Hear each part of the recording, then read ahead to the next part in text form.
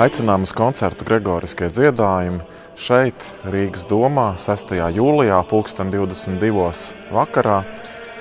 Ansamblis Skolkantorum Rīga un solisti ļaus klausītājiem iedzīvoties un ienirt senajā, skaistajā viduslaiku dziedājumu pasaulē.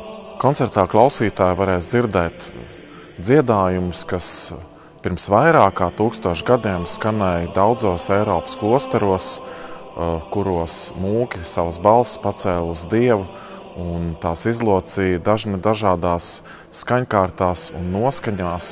Un ne tikai Gregoriskie dziedājumi, bet arī daudzi citi viduslaiku dziedājumi, kā arī vairāki ārkārtīgi interesanti un krāsaini agrīnās daudzbalsības paraugi no Dienvidu Francijas.